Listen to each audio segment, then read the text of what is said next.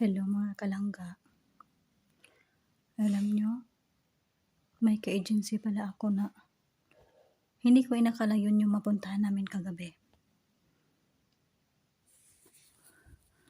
May katulong doon na may Filipino worker doon sa pinuntahan namin kagabi. 11 months na siya doon. At saka, parang naiiyak ako sa story niya. Kasi, sabi niya sa akin, alam mo be, nagugutom ako dito palagi.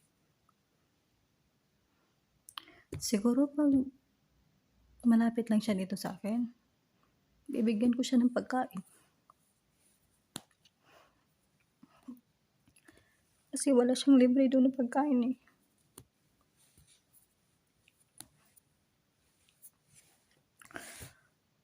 Tapos yung amo niya,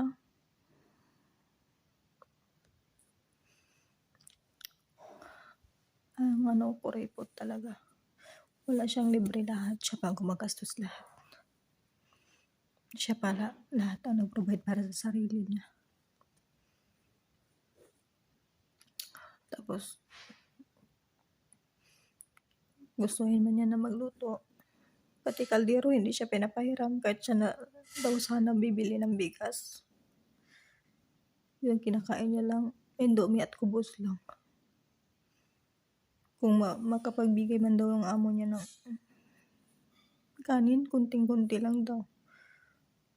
Tapos napakalaki ng bahay ng amo niya. Sabi ko, i-try mo magsabi kahit bibili ka na lang ng bigas tapos ihiram ka lang ng kaldero. Sabi niya, may mga gamit naman dyan pero hindi nila ipapagamit sa akin.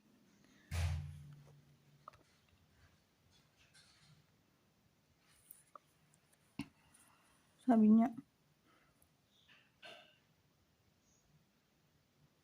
nagugutom ako dito. Nung pagsabi pa lang niya kagabi na nagugutom siya, naiyak na ako. Sabi ko, maswerte pa rin pala kami na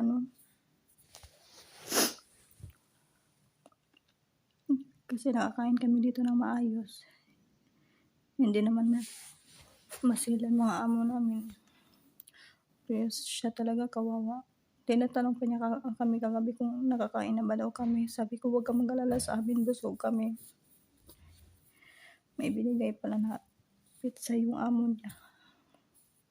Sabi niya, sige na be, kain tayo. Sabi ko, sige kain ka lang.